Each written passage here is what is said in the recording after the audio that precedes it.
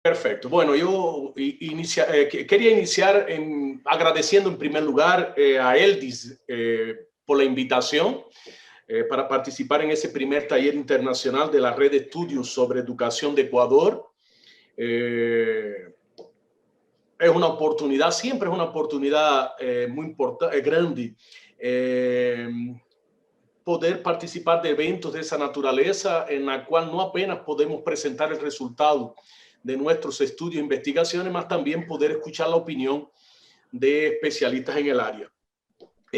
Bueno, estoy dividiendo esa conferencia inicial en el taller con un colega, amigo, Orlando Fernández Aquino. Ambos somos de origen cubano, naturalizados brasileños, y trabajamos aquí en Brasil hay numerosos años y hemos trabajado juntos por casi 20 años en estudios en el campo de la educación, más específicamente en el campo de la didáctica y de la formación de profesores. El trabajo nuestro, tanto el trabajo de Orlando como el trabajo mío, es realizado indistintamente en el interior de dos grupos de investigación que hemos creado dentro de las universidades en las cuales trabajamos.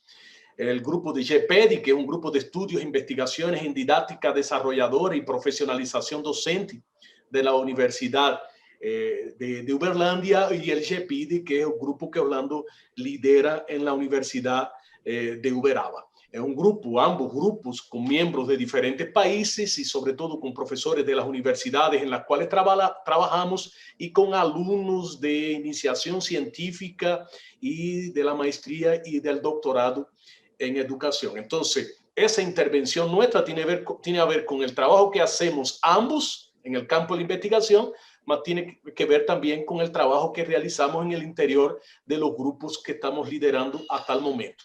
Nuestra intervención tiene como título la educación contemporánea, específicamente en América Latina, y la cuestión de pensar en el contexto de esa educación en los momentos actuales la posibilidad de el implemento de una concepción que permita un aprendizaje desarrollador y que, por tanto, para ser desarrollador que sea también colaborativo. Entonces, ese es el tema de nuestra intervención, ver a partir de la realidad concreta de nuestros países cómo es que nosotros podríamos pensar en modos diferentes de organizar, desde el punto de vista didáctico, los procesos de aprendizaje que tengan como foco el desarrollo integral de los alumnos. Nuestra intervención, el contenido de esa intervención nuestra, que será dividido entre Orlando y yo, tiene como propósito tocar tres aspectos fundamentales. En primer lugar, la situación actual de la educación básica en el continente, muy rápidamente, porque tenemos como interés enfocar en el tercer aspecto. En un segundo momento, algunos factores responsables de esa situación que vive la educación en el área, y por fin hablar sobre nuevas posibilidades, nuevas alternativas de educación y de didáctica que tienen surgido en el continente en las últimas décadas, sobre todo a final de la década del 90 del siglo pasado, sobre todo a lo largo de esos 20 años, y focar específicamente en esa concepción con la cual estamos trabajando en el interior de nuestros grupos de trabajo, de pesquisa, que es el aprendizaje desarrollador y colaborativo. Entonces, seremos rápidos en esos dos primeros puntos, apenas vamos a hacer mención a ellos un poco como contexto, porque en realidad esa concepción de aprendizaje desarrollador que defendemos, de alguna medida surge como respuesta a la situación actual de la educación en el continente y sobre todo como respuesta a los modos inadecuados de organización de los procesos de aprendizaje que todavía continúan predominando en la inmensa mayoría de las escuelas de nuestro continente. Voy apenas a mencionar dos puntos. Es decir, es preciso reconocer que en América Latina la educación en los últimos 20 años tiene mejorado. Es decir, hay datos estadísticos que permiten comprobar que de alguna manera la educación en el continente mejoró en esos años. Sin embargo, yo que me gustaría apuntar inicialmente dos cuestiones desde el punto de vista cuantitativo que nos permiten apuntar esa tesis. En primer lugar, el aumento significativo de recursos que pasaron a ser destinados a la educación en las primeras 2 décadas del siglo XXI, sobre todo en los niveles de educación fundamental o primaria. Entonces, ese yo creo que es un punto positivo. Si la gente mira para esos cuadros que estamos colocando aquí, es posible observar que en casi todos los países del continente se observa un crecimiento relativamente significativo en relación al volumen de recursos del Producto Interno Bruto de los países que está siendo destinado a la educación. Entonces, ese es un punto positivo. Y como un segundo punto positivo, la gente podría también hacer referencia al crecimiento de los índices de inclusión escolar, sobre todo de alumnos pobres, de alumnos que viven en los suburbios, de alumnos de zonas rurales, de alumnos negros, de alumnos pardos en las escuelas. Entonces, eso también se expresa en todos los niveles de educación en el continente. Si observamos, por ejemplo, en ese gráfico aquí, en ese cuadro, cómo es que esos índices se han expresado en la educación inicial, en la enseñanza media, en las escuelas con niños de 5 años, etcétera, comparando 1999 con 2011, es posible percibir que también América Latina ha mejorado en relación a ese aspecto. Hoy nosotros tenemos más niños pobres, negros y de zonas rurales en las escuelas de lo que teníamos al final del siglo XX. Eso es un aspecto que es necesario destacar. Ahora, ¿cómo es que esos resultados cuantitativos se expresan del punto de vista cualitativo? ¿Qué es lo que nosotros hemos observado en nuestras investigaciones? Que los resultados positivos del punto de vista cuantitativo en la educación en América Latina no se han reflejado de manera positiva cuando los analizamos del punto de vista cualitativo. Entonces, ¿qué es lo que nos observamos? ¿Qué hemos observado? Que hay un mal uso de los recursos.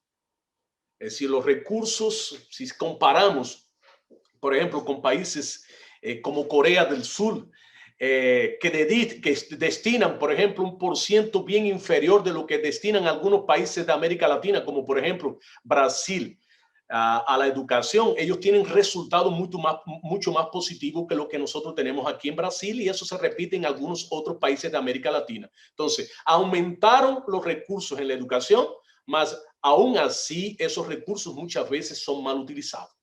En segundo lugar, a cuestión de la inclusión social de niños pobres, de niños negros, de niños de los suburbios y de las zonas rurales en las escuelas, no representó inclusión cognitiva, cultural y política.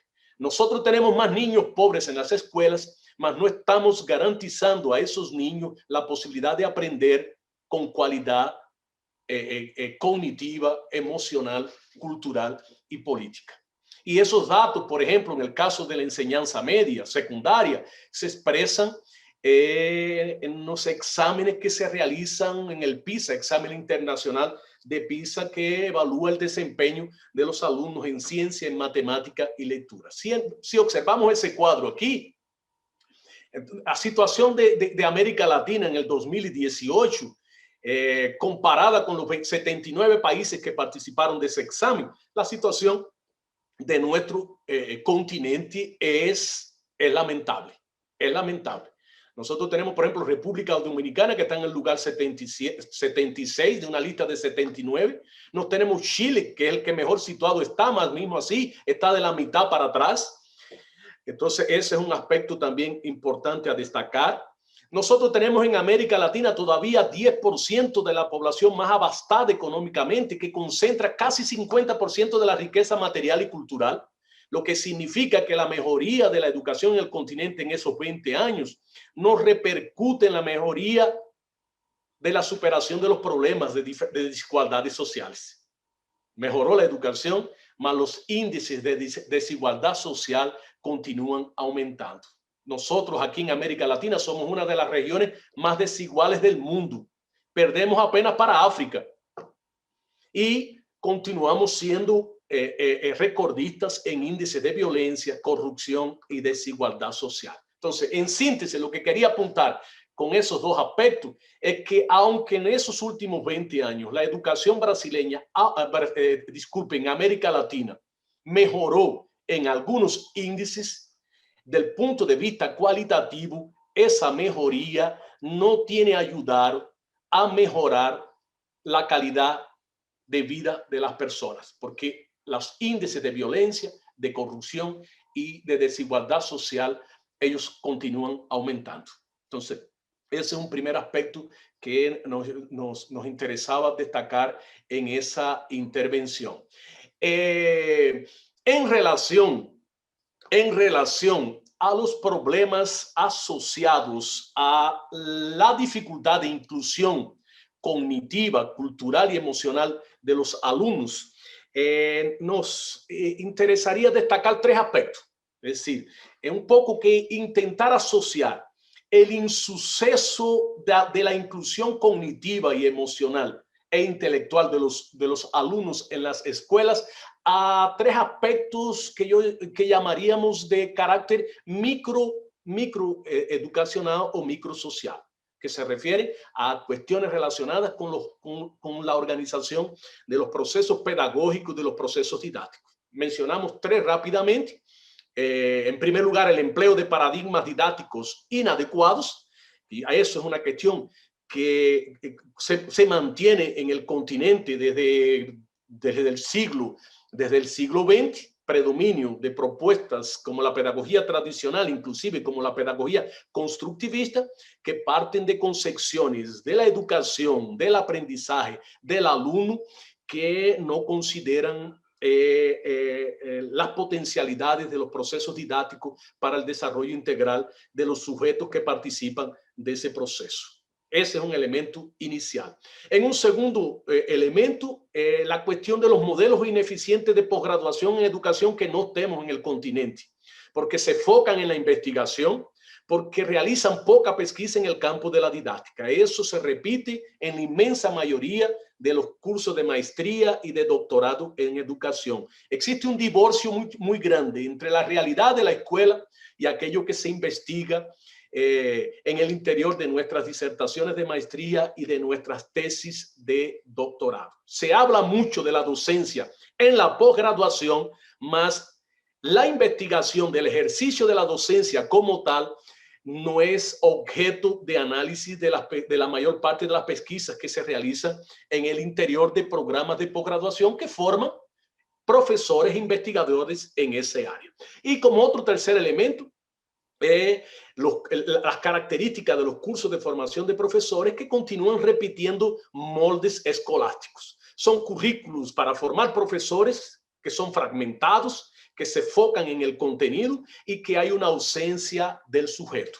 Son cursos de formación de profesores que viven de espalda para la realidad de las escuelas, que se enfocan en disciplinas que dialogan muy poco entre ellas, que se enfocan en contenidos que son aprendidos muchas veces de manera memorística y en el interior de la cual se discuten los contenidos y los métodos, mas no se discuten las características de los sujetos que aprenden y mucho menos el modo como esos sujetos aprenden y cómo esos sujetos se desarrollan. Entonces, lo que la gente percibe es una didáctica que vive históricamente un movimiento pendular entre los contenidos y los métodos, a veces los sistemas de evaluación y los recursos didácticos, más que se olvida del sujeto que participa de ese proceso y que al final de cuentas es el elemento más importante del proceso de aprendizaje.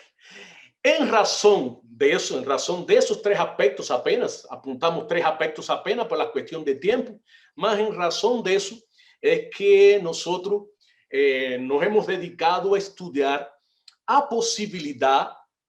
posibilidad de nuevas alternativas didácticas que permiten confrontar esos paradigmas predominantes como la pedagogía tradicional y como la pedagogía constructivista, y que en un caso específico del continente y más específico en el caso de Brasil, se observa que desde final de la década del 90 han surgido diferentes ondas críticas o paradigmas dentro de las cuales nosotros podemos mencionar a dialéctica marxista reafirmada, la didáctica intercultural, la didáctica sensible, la didáctica multidimensional, la didáctica histórico-crítica y la didáctica desenvolvimental. Esas son algunas concepciones didácticas que emergen en el contexto del continente y algunas de ellas más específicamente en el contexto de Brasil, sobre todo a didáctica histórico-crítica, que en el caso de Brasil es la más consistente de todas ellas, por los fundamentos filosóficos que tiene, por sus fundamentos psicológicos, pedagógicos y didácticos, y sobre todo la didáctica desarrolladora, que es aquella perspectiva con la cual tanto el profesor Orlando como yo trabajamos hay algunos años. La didáctica desarrolladora o el aprendizaje desarrolladora de manera general, a gente o nosotros podríamos apuntar que la misma, ella se expresa a través de dos tendencias que son muy importantes. Una didáctica, un aprendizaje desarrollador de la actividad que se sustenta sobre todo en los presupuestos teóricos y metodológicos de Vygotsky, de Rubinstein, de Leontiev, Galperin, Zaporogi, de Luria y de otros autores, psicólogos sobre todo, y en otros casos psicólogos y didactas del periodo soviético y posterior al periodo soviético de la República Rusa, de Ucrania, de Letonia y de algunas otras repúblicas que desarrollaron toda una concepción del aprendizaje que tiene como propósito el desarrollo, sobre todo el desarrollo psíquico de los sujetos que participan de ese proceso. Y por otro lado, nosotros tenemos también una tendencia del aprendizaje desarrollador en la perspectiva de la subjetividad y cuyas premisas teóricas y metodológicas están sobre todo en la obra de Fernando González Rey, Albertina Mijans Martínez, que son dos psicólogos cubanos residentes en Brasil. Fernando González Rey lamentablemente murió el año pasado, más que inspirado sobre todo en Vygotsky, en Rubinstein, en Anna Nieve y especialmente en Lidia Bolshevik, desarrollaron toda una teoría que va en la contramano de la concepción psicológica de la actividad y que defiende la tesis del carácter generador de la psique humana y de la unidad de lo simbólico y de lo emocional en los procesos de aprendizaje. Más específicamente, nosotros estamos hablando dentro de una concepción de aprendizaje desarrollador que se conecta con la tradición del aprendizaje en la perspectiva de la teoría de la actividad. Los antecedentes de eso están las tesis de Vygotsky, y yo voy a dar después la palabra para Orlando hablar, mas de manera general quería presentar ese esquema que está aquí. Las tesis fundamentales o los presupuestos teóricos y metodológicos están en las tesis de Rubinstein y Vygotsky sobre la relación dialéctica entre aprendizaje y desarrollo a partir de la década del 20 y sobre todo a partir de la década del 50, cuando en la Unión Soviética se inicia un movimiento de reforma de la educación que atrae muchos psicólogos que se dedican al campo de la psicología y que lleva al surgimiento de diferentes sistemas didácticos. Hoy existen allá más de 20 sistemas didácticos diferentes, más a partir de la década del 50 se desarrollaron sobre todo tres grandes sistemas didácticos en el interior de esa concepción de aprendizaje desarrollador. Un sistema sankoviano, un sistema Galperin y Talicina y un sistema Elkonin, Davido y Repke. Entonces, esos tres sistemas fueron elaborando en conjunto un grupo de teorías importantes que permitieron sustentar la práctica a partir de experimentos realizados en escuelas, primero piloto y después en escuelas de masa, las tesis de Vygotsky y Rubinstein sobre el papel desarrollador del aprendizaje. Y para hablar de eso, justamente en esa tercera parte de nuestra intervención, que es la parte más importante, queremos presentar, aunque sea de manera rápida por la cuestión de tiempo, cuáles serían las tesis y presupuestos más importantes de esa concepción. Y para tal, yo paso la palabra al profesor Orlando, que va a hacer referencia sobre todo a la primera de esas tesis o presupuestos.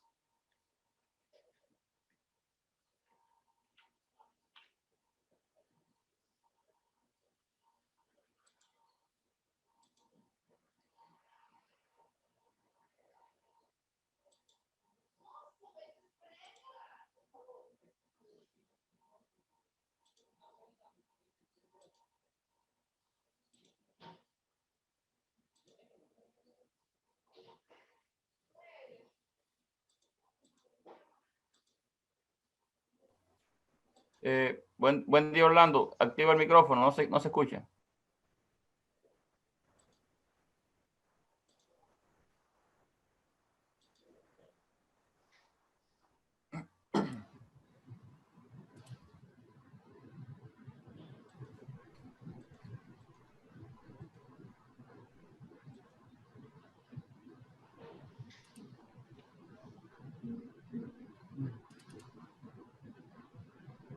De saber si esta es la mía, si no cogí la de Roberto. Sí, esta es la mía. Estaba saludando a todos. Buenos días a los compañeros de América Latina, de Perú, Ecuador. No sé si tenemos a alguien de Chile, México, que tenemos una buena representación. Y decía también que tenemos una buena representación de Brasil. Hay un grupo grande ahí nuestro de la Universidad de Oberaba. También agradezco la oportunidad, creo que es un privilegio y demuestra la confianza que tenemos, que tienen en nosotros para darnos una oportunidad como esta de abrir la conferencia magistral de este evento. Yo voy a hablar, nosotros vamos a desarrollar diferentes tesis y yo voy a desarrollar la primera tesis que nosotros propusimos apenas en unos minutos, en unos 10 minutos. Yo voy a hablar sobre los antecedentes y fundamentos del aprendizaje desarrollador. Roberto es probablemente el investigador más avesado que tenemos en América Latina en cuestiones de aprendizaje desarrollador. Ha estudiado la historia y la lógica de este tipo de aprendizaje. Así es que yo lo acompaño a él en esto. Nosotros tenemos una primera tesis que queremos desarrollar, que es que el aprendizaje colaborativo y desarrollador tiene sólidos fundamentos en las contribuciones de la teoría histórico-cultural, en la teoría de la actividad, en la teoría de la formación de las acciones mentales y de los conceptos y en la teoría de la actividad de estudio. Nosotros, la matriz epistemológica de todo esto es la dialéctica materialista, especialmente de la dialéctica de Marx. Por tanto, nuestra visión es histórica y lógica sobre los fenómenos que estamos presentando. Consideramos que todo tiene una relación dialéctica de génesis y desarrollo, y en esa perspectiva histórico-lógica nosotros vemos los problemas. Para resumir esa tesis, la gente va a hacer un pasaje muy rápida por este cuadro y sugiriendo que la lectura del cuadro es de abajo para arriba. Esto tiene su origen, esta teoría tiene su origen obviamente en Vygotsky, que hace una creación genial, lleva la dialéctica materialista al campo de la psicología y crea, o es el origen, el tronco de la teoría histórico-cultural a partir de 1926 al 34 que muere Vygotsky.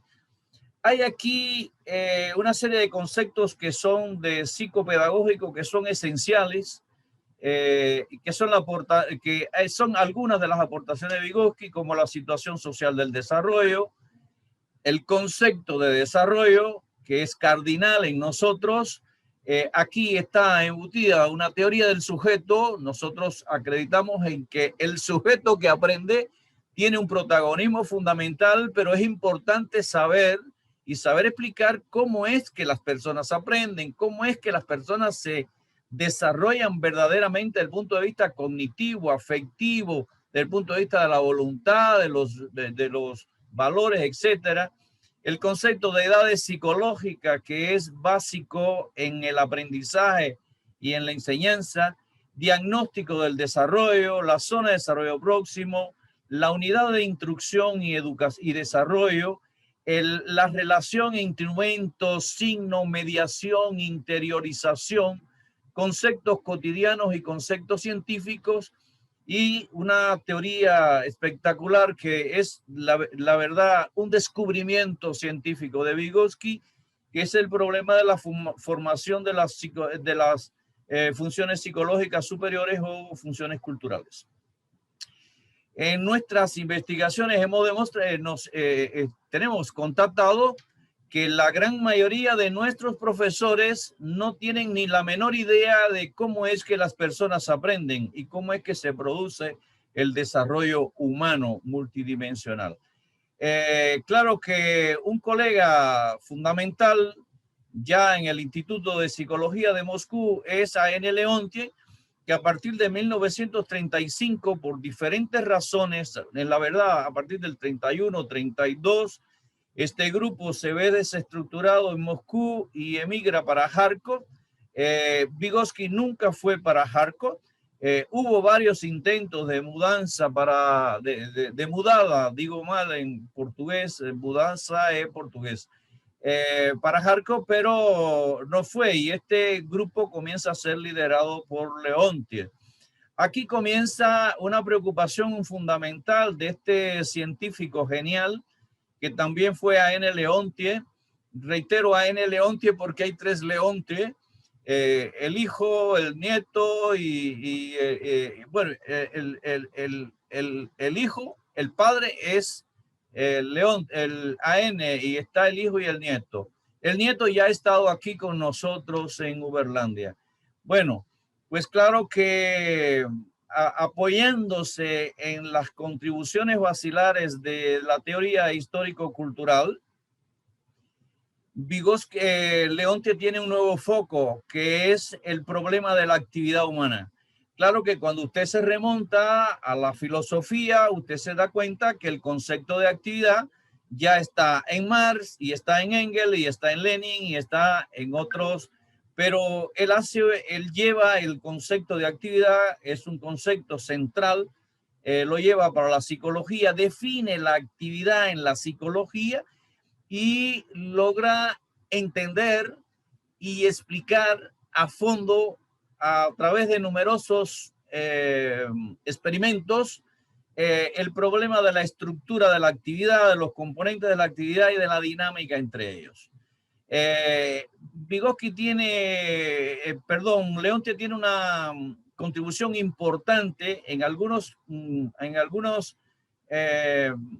yo no diría conceptos, sino diría más bien categorías, entendiendo la categoría como un concepto de máxima generalidad, los conceptos de personalidad, los conceptos de conciencia, de mediación, interiorización, etcétera, que ya están aquí en Vygotsky, pero que él los potencializa. Es claro que esta es una teoría general de la actividad, llevada ya en el campo de la psicología, pero que sienta las bases para lo que luego ya Roberto mencionó, una tendencia que va a desembocar luego en la teoría de la actividad de estudio.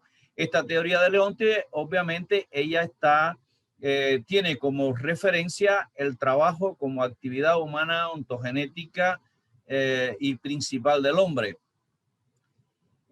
Si bien Leontief se va a dedicar básicamente a la actividad objetal, a la relación sujeto-objeto, a la actividad manual, etcétera, si bien la afectividad y los problemas de la conciencia están atravesando todo esto, ya Galperin, a partir de la década del 45, Galperin es ucraniano, él se suma al grupo cuando el grupo, la gente de Moscú va para Kharkov, él estudia en Kharkov, pero es un eminente psicólogo que se suma al grupo ya de Leontief, Lidia Bolshoi y Zaporozhye y otros que van para Kharkov.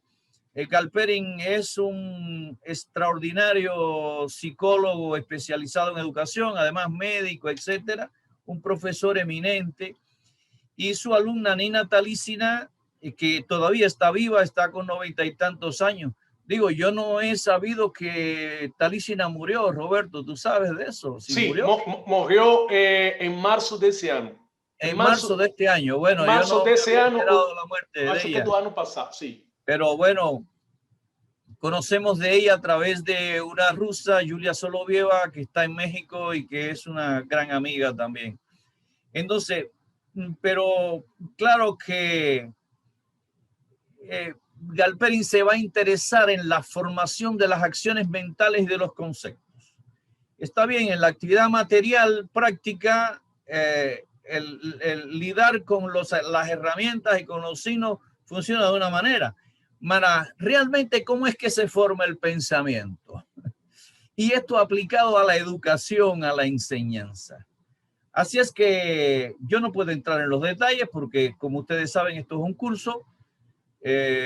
Para él, la unidad de análisis son las acciones mentales. Estudia la relación entre teoría y práctica en la formación de los conceptos, el problema de la base orientadora de la acción, las etapas de la formación de los conceptos y de las acciones mentales, y crea una base muy sólida para lo que luego va a ser la teoría de la actividad de estudio. Hay que recordar que Davido, del cual vamos a hablar ahora, Davido fue alumno de Galperin, y obviamente hay una integración de estas teorías que se van incorporando. Nosotros la visión que tenemos es una visión dialéctica y desarrolladora de estas teorías.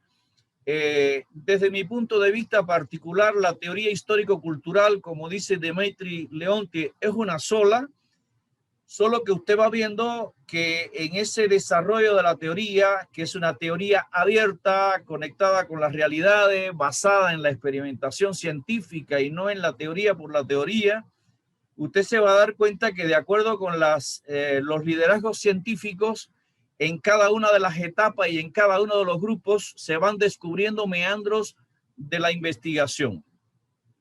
Entonces, claro que llegado a este punto, esta teoría tiene su auge principal entre el 45 y el 60, que Galperin es profesor de la Universidad de Moscú, dirige el departamento de psicología, y a propósito, Lina Talicina dirige el departamento de pedagogía de esta la universidad, y investigan juntos, si bien Galperin no fue el orientador, el tutor de Talicina. Ahora, para encerrar, en la década del 60 no existía la teoría de la actividad de estudio. Existía la teoría de la actividad como teoría general. Existía la teoría de Galperin sobre la formación de las acciones mentales, pero yo siempre recuerdo que pasé mucho tiempo buscando un ensayo del Koenig del 61, 1961, en que él establece las tesis principales de lo que sería la actividad de estudio. Y entonces ya la actividad de estudio va a ser una teoría, hay un grande desafío. Bueno, está bien, yo puedo tener una actividad deportiva, yo puedo tener una actividad de trabajo, yo puedo tener una actividad de investigación, pero la actividad que realizan los alumnos en la escuela, que es la actividad de estudiar, las intríngulis de ese proceso no se habían estudiado. Y realmente la unión feliz de el Koenig y Davido a primera hora, más tarde se incorpora Redkin, que también se ha considerado que el sistema, ellos son los grandes líderes de ese sistema, destrichan la actividad de estudio, la tarea de estudio como célula o unidad de análisis de la actividad de estudio, dan una prioridad enorme a la formación del pensamiento teórico. Nuestras investigaciones experimentales en sala de aula demuestran fehacientemente que en nuestra enseñanza en Brasil no se forma el pensamiento teórico en las escuelas. La abstracción y la generalización sustantiva de que habla Davido, eso está muy lejos. Nuestro aprendizaje es repetitivo, mecánico, y la mayor parte del tiempo se queda en el pensamiento cotidiano. O sea, las personas no logran avanzar hacia las abstracciones mentales y la formación de la generalización sustantiva en la concepción de esta teoría. Por tanto, aquí se crean las bases. Si yo hago una lectura integrativa de abajo para arriba, todo esto es un sólido arcabuzo teórico que va a fundamentar durante un siglo de investigación teórica y práctica, porque a mí siempre me dicen, bueno, pero tú estás casado con la teoría de la actividad, de esta teoría histórico-cultural. Y yo digo, bueno, Si mañana me aparece otra teoría que con demostración experimental durante décadas de cómo es que las personas aprenden y cómo es que yo tengo que formar los profesores, entonces yo me cambio de teoría. ¿Me entiendes? Porque hasta ahora nadie me convenció de que hay una teoría más sólida y que tenga el arcabouzo teórico y práctico de esta teoría. Entonces, pues aquí yo voy a dejar paso ahora para Roberto. Se crean un poco las bases a grandes rasgos, grosso modo, de lo que ahora Roberto va a tratar, que son las tesis fundamentales de la teoría del aprendizaje desarrollador. O sea que nosotros no llegamos a la formulación de la teoría del aprendizaje desarrollador en paracaídas. Hay una construcción teórica abierta en diálogo con otras teorías que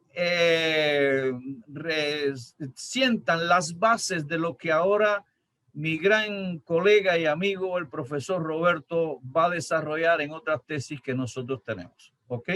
Bueno, muchísimas gracias a todos y me disculpan si me fui del tiempo, no tengo control del tiempo. Bueno, es eso, Roberto. Orlando, ¿tú retiras la presentación tuya? Yo retiro ahora sí.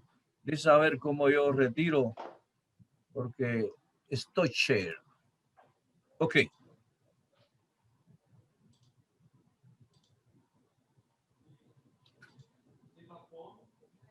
Bien, bueno, Orlando hizo con mucha profundidad, hizo mención a esa primera tesis, que son los presupuestos teóricos y metodológicos que dan sustentación a toda esa concepción de la cual estamos hablando. Yo no tengo, no tenemos, es lógico que en una intervención con ese tiempo no tenemos condiciones de hacer un análisis profundo de cada uno de esos presupuestos y tesis. Ya traer algunos presupuestos y tesis significó dejar fuera muchas otras que también son importantes. Voy a hacer mención a ella, voy apenas a referirme, más un análisis profundo de cada una de ellas llevaría a un mini curso, un curso específico donde se pueda presentar las razones que nos llevaron a cada una de ellas. Una segunda tesis importante tiene a ver con el hecho de que el desarrollo, dentro de esa perspectiva, el desarrollo es el objetivo principal. Por tal motivo, aquí el desarrollo no es apenas prerequisito, él es prerequisito y producto. Entonces, se trata de una concepción de aprendizaje desarrollador, porque diferentemente de todas las otras concepciones de aprendizaje que parten de la idea de que el desarrollo es un prerequisito, esa concepción de la cual estamos hablando tiene el desarrollo como un objetivo. Y tesis importante de Vygotsky, de la cual voy a mencionar más a frente, sustentan esa cuestión. Entonces, de todas las concepciones didácticas que existen hasta hoy, la teoría del aprendizaje desarrollador es la única que tiene como su objetivo el desarrollo y no el desarrollo como un prerequisito.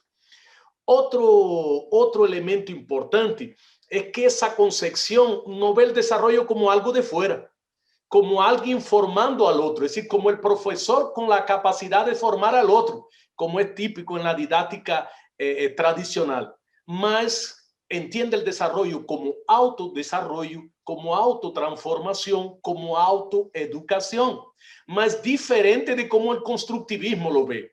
Porque si bien en la didáctica tradicional el profesor presupone de que él desarrolla al alumno, en la didáctica constructivista el profesor se omite partiendo de la idea de que el alumno es capaz de se desarrollar a sí mismo de manera autónoma.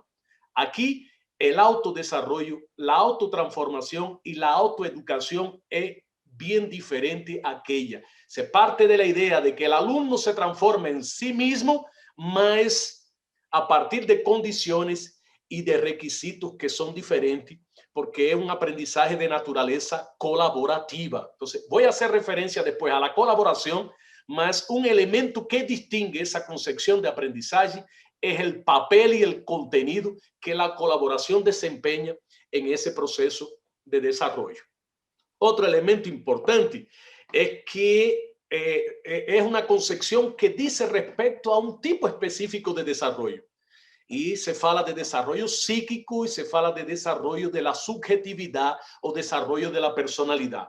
Es una concepción que parte de la idea de entender lo psíquico y la personalidad como procesos diferentes más que se construyen en una relación dialéctica, partiendo de la idea de que el desarrollo de las neoformaciones psicológicas solo es adecuado cuando tiene lugar de manera subjetivada. Esto es en la unidad de lo simbólico y de lo emocional. Sí, no existe desarrollo del pensamiento si al mismo tiempo no se piensa que el sujeto que piensa vive en una realidad que es de naturaleza social y que pensar implica también determinadas necesidades, determinados motivos, un deseo específico, una intención, determinados sentimientos y determinados afectos. Entonces, pensar es un proceso subjetivado, porque él es motivado y él es emocional. Otro elemento importante es que aprendizaje, y aquí está la tesis que yo quería mencionar sobre Vygotsky, y es que esa concepción de aprendizaje entiende el aprendizaje que desarrolla como un tipo de aprendizaje que se encamina a la mañana del desarrollo y no hacia el ayer o hacia el hoy. Entonces, es una concepción que opera en aquello que Vygotsky llamó de zona de desarrollo próximo o posible, a partir de una cita muy interesante de Vygotsky que dice que solo es bueno aquel aprendizaje que se adelanta al desarrollo y lo guía y lo conduce y lo provoca. Entonces, aun cuando lleva en consideración el nivel de desarrollo real del alumno, no se limita a él. Por el contrario, utiliza ese nivel como punto de partida, mas todo proceso didáctico se centra en aquello que el alumno no es capaz de hacer solo, más que es capaz de hacer cuando dispone de la ayuda preparada, competente, sobre todo del profesor. Como otro elemento, es que es una concepción que acredita en el aprendizaje que desarrolla solo es posible dentro de una actividad específica. Orlando ya habló de los trabajos de Vygotsky, donde él introduce, aunque no el concepto, él trae el término de actividad para la psicología, y después Leontiev desarrolla todo un concepto de la actividad psíquica o actividad psicológica, y establece dentro de esa teoría una otra teoría que es la teoría de la actividad principal. Él delimita la actividad de estudio como una actividad específica, una actividad guía a lo largo del desarrollo psíquico del niño.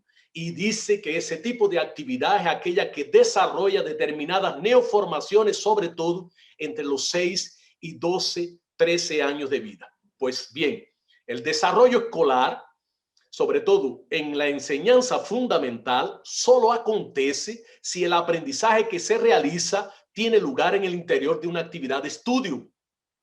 Y esa actividad de estudio tiene una función determinada, ella tiene un contenido propio y tiene una estructura. Entonces, lo que estamos negando es que a eso que en la escuela de hoy se llama de actividad, del punto de vista marxista, del punto de vista de la psicología histórico-cultural y del punto de vista del aprendizaje desarrollador, eso no es actividad. Eso puede ser cualquier cosa, pero no es actividad. Ese tipo de actividad tiene como contenido conceptos científicos y modos generalizados de acción. Ya Orlando mencionó la cuestión del pensamiento teórico. Entonces, ese es otro elemento, otra gran contribución de esa teoría, porque si bien las teorías, las otras teorías didácticas predominantes en las escuelas de hoy se enfocan en el desarrollo del pensamiento empírico, la teoría del aprendizaje desarrollador se enfoca en el desarrollo del pensamiento teórico.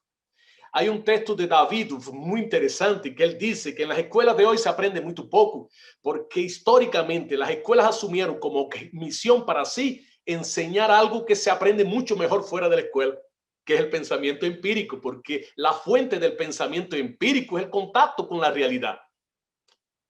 Y por las características de organización de la escuela, el contacto directo con la realidad es lo menos que acontece. Entonces, la función de la escuela es desarrollar en el alumno aquel tipo de neoformación que no se forma fuera de ella, que es el pensamiento teórico. Y ese pensamiento teórico no da para explicar, mas él se da en una lógica totalmente diferente al modo como se forma el pensamiento empírico. El pensamiento empírico se da en un movimiento que va de lo concreto para lo abstracto, de lo particular para lo general.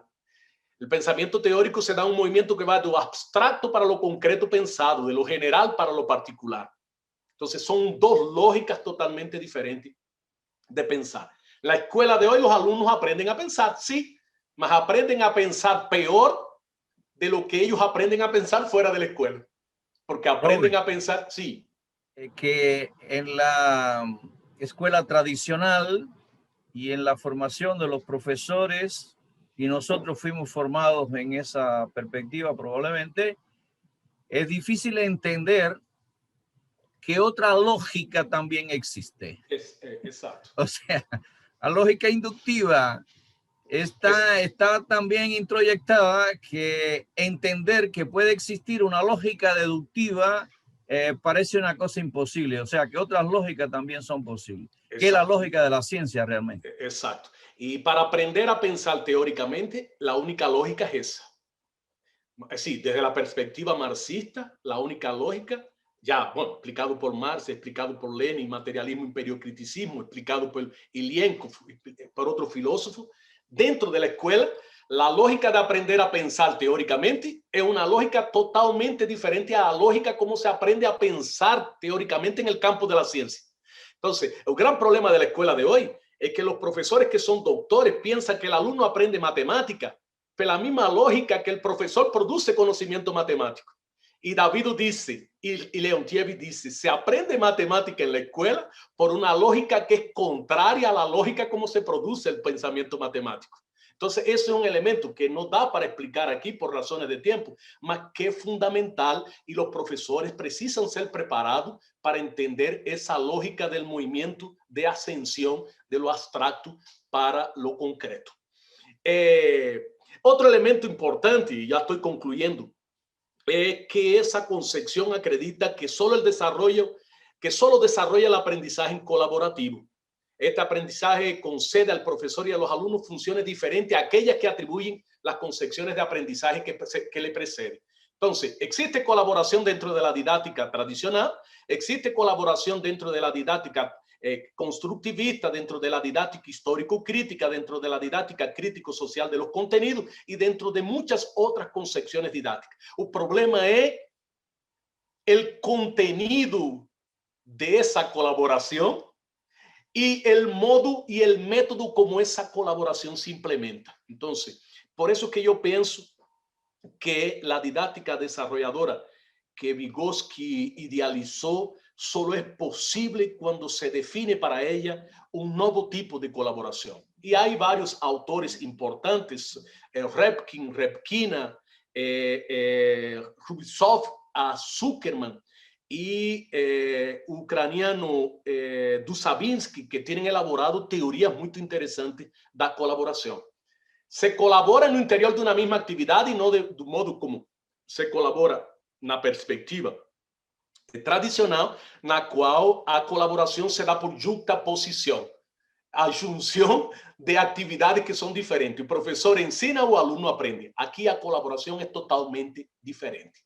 O professor organiza, o professor orienta, o professor guia, mas o professor se implica na atividade de aprendizagem que realiza o aluno como um sujeito mais do processo e não como alguém que ocupa uma posição hierárquica de controle de autoritarismo. Entonces, ese es un elemento importante. Y por fin, aprendizaje desenvolvimental, desarrollador, sin ignorar los contenidos y métodos, se enfoca en el sujeto que aprende. Por eso puede ser considerada también una didáctica del sujeto. Aquí el sujeto no es entendido como una instancia, como algo estático, como algo concreto.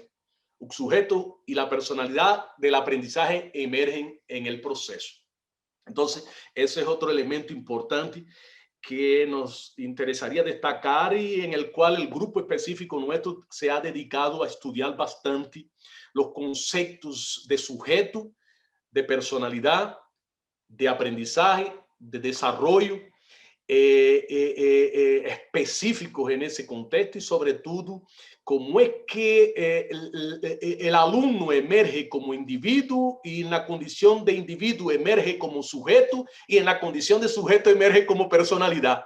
Y cuando emerge como personalidad, él está pronto, ya él consigue estudiar de manera independiente. Por eso que dentro de la concepción de aprendizaje desarrollador, la gente puede establecer dos grandes momentos, que es el aprendizaje desarrollador colaborativo, cuando el alumno necesita de la colaboración del profesor, del apoyo del profesor, y que eso se da sobre todo entre el primero y el quinto año de la enseñanza primaria, y el aprendizaje desarrollador autónomo, que se da sobre todo entre sexta y nona serie de la enseñanza primaria, donde el alumno ya él consigue estudiar de manera independiente porque él actúa como personalidad.